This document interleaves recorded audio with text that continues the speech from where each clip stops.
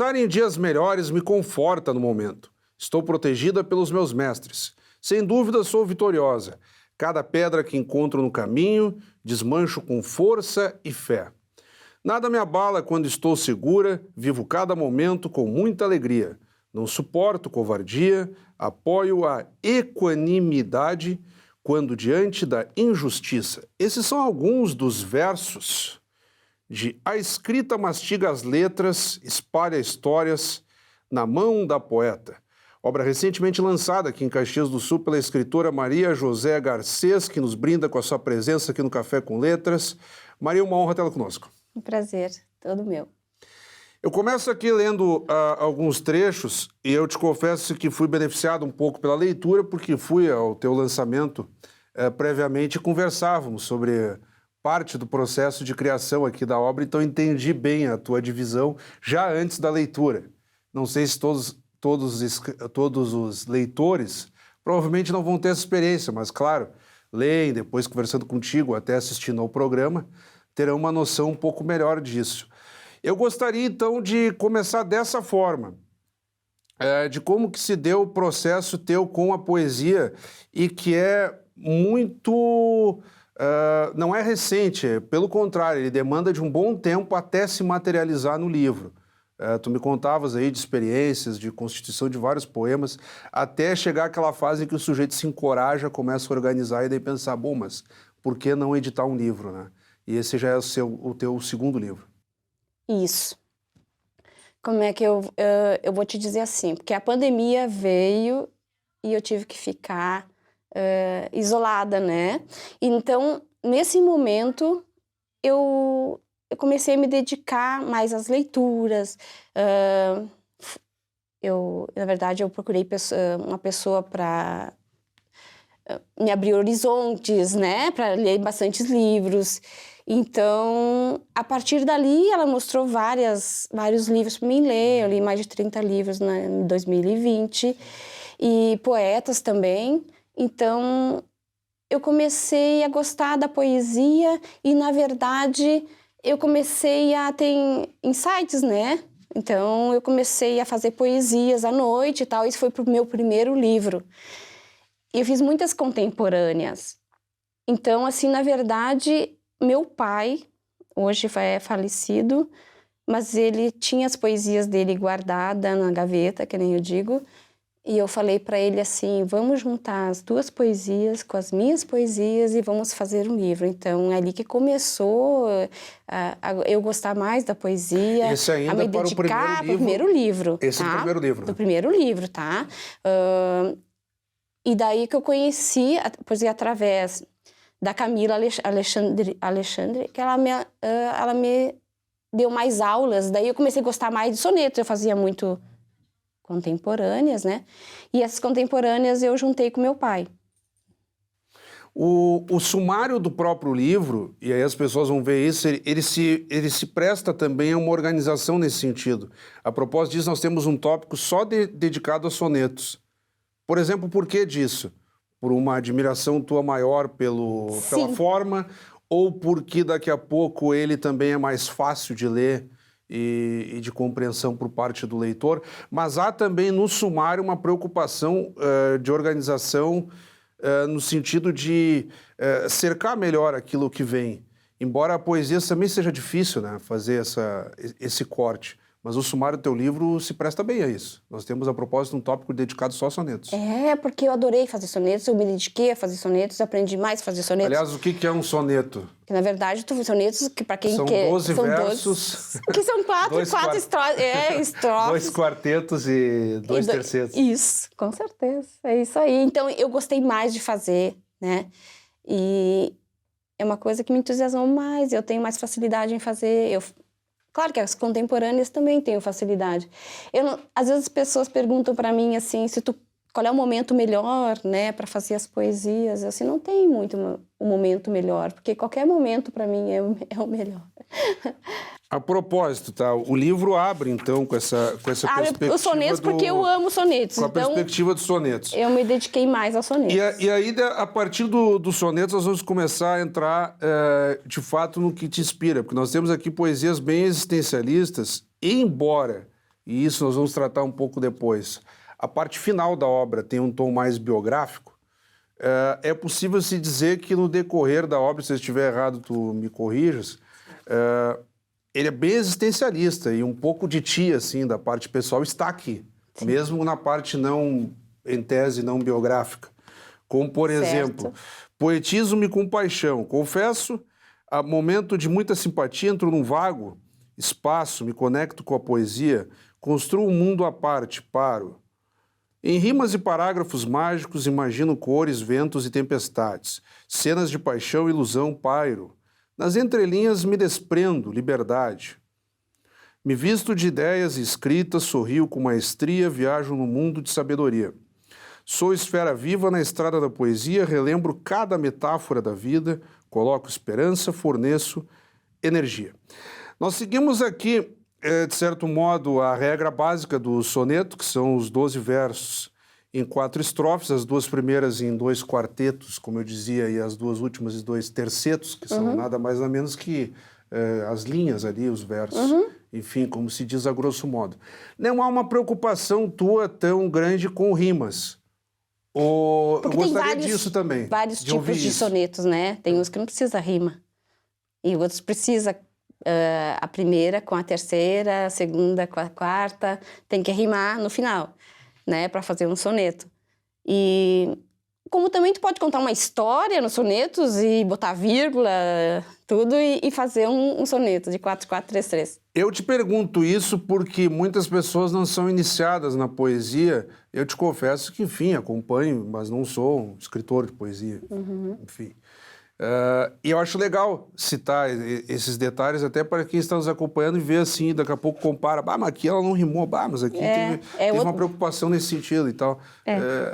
E tu te preocupaste com isso, porque às vezes também tem esse detalhe, eu já entrevistei alguns poetas, há professores que são rigorosos, fazem ali toda a métrica e tal, outros vão dizer o seguinte, mas se exagerar no modelo formal, eu posso brecar a parte criativa. Né, tu pode fazer sonetos como tu quiser, tem várias maneiras de fazer um soneto e hoje abriu muito espaço, né, e tem sonetos mais antigos, que é de rimas, e hoje ele está mais com liberdade de escrever, então já foi aberto isso por vários autores, então está muito tranquilo. E no decorrer da obra, evoluindo aqui, nós temos, por exemplo, uma parte dedicada especificamente às mulheres. Mulheres do início ao fim do mundo. A propósito, o próprio livro também ele é aberto, evidentemente com o prefácio e depois com o correspondente pós-fácio assinado por uma mulher. Ela combina em sobrenome contigo. Minhas filhas que participaram do meu livro. Tuas filhas que participaram. Eu estou muito feliz com isso. Então eu gostaria então de até para quem não leu, algumas colocações tuas a respeito dessa parte das mulheres, que recebe uma atenção grande no livro, e depois das tuas filhas em si. Tá, porque a dedicação para as mulheres, né? Porque hoje a gente vê assim, que a mulher está tendo um espaço mais em tudo, tá? Ela está crescendo. Então, ela tem essa liberdade. Eu quero para isso que as mulheres elas têm o espaço dela, que elas façam o que elas quiserem, que elas explorem o universo, né? Então, que elas podem fazer. Porque tem muitas mulheres que hoje ficam mais reprimidas, né? São mais... muitas são deprimidas e tem que ter esse incentivo. Eu acho que a mulher precisa desse incentivo para poder crescer, né? E o fato de contarmos com as tuas filhas, tanto na abertura quanto na... Eu achei fantástico, porque elas se dedicaram bastante ali e para mim é uma maior alegria ter elas dentro do livro. Porque o primeiro livro foi dedicado a meu pai, então tem as poesias dele lá. E aqui foi as minhas filhas que participaram comigo, então isso aí é uma alegria total para mim. E alguma coisa do teu pai foi replicada aqui ou já no segundo livro daí é totalmente inédito? Esse aí é meu só... Antes de entrarmos na própria divisão do livro aqui, já na tua parte biográfica, nós vamos de imediato então chamar as dicas do autor. Roda a vinheta aí.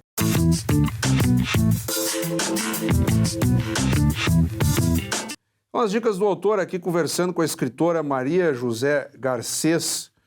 Nós vamos dar um tempo na abordagem de A Escrita Mastiga as Letras, Espalha Histórias na Mão da Poeta. E eu vou pedir então, Maria, que de forma breve tu compartilhes com quem está em casa neste momento. Dicas de leitura podem ser autores clássicos desconhecidos, algo recente, enfim. O pessoal está em casa ou nos acompanhando pelos smartphones. Ah, sim. Precisam correr atrás e ler também, as dicas estão contigo. Certo. Não, o que eu posso te dizer assim, ó, que eu desde 2020 que eu li bastante livros, né? São vários. Então, poucos. O que eu posso te dizer assim, ó, se eu disser, eu vou dizer assim, ó, Carlos Drummond de Andrade também, Cecília Meirelles, né? Como é que é dizer? A Conceição também, Evaristo, e vários. É que assim, eu não vou citar vários, eu cito esses aí agora, tá? Porque na verdade são muitos livros que eu me dediquei e fiz o meu próprio. O que te chamou a atenção poesia. nesses autores que tu poderias compartilhar com quem está nos acompanhando? O que chamou a atenção? Que na verdade eles falam muito também da vida deles, né? Da vida contemporânea. Então, isso aí me fez eu criar a minha própria identidade nesse meu livro. Tu acreditas que te influenciou, então? Me influenciou muito. A leitura desses autores te influenciou, Sim, eu digamos, cresci muito. no material que nós temos aqui. Com certeza. Vinícius de Moraes também, por causa dos sonetos também. Foi um maravilhoso pessoa que eu contribuí com o meu livro. Olha só. E entrando na parte final do livro, e aí eu vou pedir que o pessoal, a nossa equipe, vá pegando as imagens. Aqui nós temos uma ilustração. A propósito, quem que fez as ilustrações para ti? Foi uma pessoa maravilhosa lá em Porto Alegre. E, na verdade, assim, ó, foram 4 pessoas que fizeram o meu livro, né? Uhum. Então, ela fez uma fênix ali, né? Porque, na verdade, é a fênix que... Sim, é aí que eu queria entrar, o gancho na parte biográfica, mas sem perder o gancho, vamos citar aqui a parte de capa, a Natália Morello. Ela que fez, a Natália fez tanto a capa como ela fez Foi ela que fez, né? Aham. A editora é de Porto Alegre, a gráfica editora é RJR. E a Natália Morello também fez essa capa, que a capa ficou bem legal também. Foi uma foto minha que ela fez. O traçado que ela faz por cima. Aqui tem a ideia, então, de uma fênix, e aí, caindo no jargão popular, o renascimento das cinzas, ou seja, aquela pessoa que passa por uma grande dificuldade e, digamos, reacende ou se rejuvenesce ou se fortalece novamente, melhor dizendo. Acho que seria uma definição mais interessante. E aí, o livro aqui contém um breve ensaio fotográfico de ti mesma. Passado o ensaio fotográfico, e aí nós entramos no Mundo Gira, o Mar se Agita. E aí vem o que nós podemos dizer que é uma preparação. É que as contemporâneas estão no meio, tá? Minhas fotos estão no meio das contemporâneas. Começa com sonetos, vai as contemporâneas, depois vem a minha biografia. E aí vem uma preparação, a parte biográfica, que daí sim é bem no finalzinho do livro. Isso. Mas para não perdermos isso, e nós estamos tentando dar uma passeada panorâmica pela obra, aqui nessas fotos, de que renascimento das cinzas estamos falando? Para entrar, então, na alegoria aqui da Fênix. Biografia. Assim, eu faço 6 anos que eu me separei, né? Então, eu fui morar sozinha e fui morar em Porto Alegre. E aí eu comecei a construir meu mundo novo, meu mundo só meu. Que antes eu criei minhas filhas, né? Eu me dedicava à minha família e menos a mim. Então, foi por aí. Então, na verdade, depois da minha separação, eu comecei a estudar mais, a me dedicar mais, a crescer como pessoa. Tu quer dizer uma dedicação mais a si mesma. Isso. É isso aí. Isso, crescer. É algo, o sujeito está se dedicando tanto aos outros e esquece de si mesmo. Isso. Então, quero dizer até para as mulheres também que leem esse livro, que, na verdade, mesmo tendo um casamento, elas não se deixam se abalar, né? Se afundar, ou digo no sentido de elas também ter o mundo delas, se dedicar para elas também, além da família, entendeu? Entendi. E aí, evoluindo, então, tem um ensaio fotográfico ao qual eu já fiz menção, e aí continua, então, uma série de poemas. Digamos que aqui nós temos uma quebra no livro. Ele fica um pouco mais animado, digamos assim. Eu poderia fazer uma quebra, assim, até o ensaio fotográfico, um livro mais introspectivo e existencialista. Aqui fica um livro um pouco mais animado e depois a tua história ensina. Não sei, foi pelo menos a minha impressão. Manifestação de magia, alegria, frustração, um apego a pequenas coisas. Aqui, por exemplo, eu lembrei da minha mãe quando fala do aroma do café e tal. É legal, né? Tem umas da cidade, eu falo também do universo, eu falo também do mar, dos peixes. Tem muito isso, né? As estrelas. O sujeito acordar e sentir já o cheirinho do café. Isso é muito bom, né? O bolo de laranja, falavam do bolo de laranja. A minha mulher, por exemplo, gosta que eu deixe armado ali na cafeteira. Então, ela se acorda, bota a passar que legal, e aí fica aquele cheiro pela casa. É muito legal. A minha mãe é muito isso também, toma café o tempo inteiro. Então. Não, na verdade, o livro tá muito show, porque é diferente do primeiro, porque o primeiro foi uma experiência assim nova para mim, e depois comecei a me dedicar, a ter mais aulas, e através de muitas aulas eu fiz o segundo. E agora, depois vem o terceiro, quarto. E na parte biográfica? Na parte biográfica é quase que uma costura, uma amarração, mas resumida. Sou filha de não sei o quê. Sim, eu fiz em forma de poesia a minha biografia, da minha vida até hoje, né? Porque assim, fala muito do piano, né? Porque eu toquei muito piano também desde pequenininha. Fui dedicada a isso, na verdade. Tocou porque tu quiseste ou porque te obrigaram a tocar? Não. Eu fui muito... Porque às vezes tem aquelas crianças que dizem, eu era obrigada eu odeio. a tocar. Não, tranquilo. Porque, na verdade, assim, meu primeiro aninho, meu bolo era um piano. Quando eu fiz 2 aninhos, eu ganhei um piano. Então tu gostavas do piano? Eu gostava de tocar. E daí, na verdade, eu fui muitas aulas. Minha mãe levou para muitas aulas, onde meu pai era promotor público, então a gente vinha em várias instâncias, né? E daí eu ia para as escolas de música, né? E depois quando eu casei, daí teve uma hora que eu larguei o piano, não tinha me dedicado mais e tal.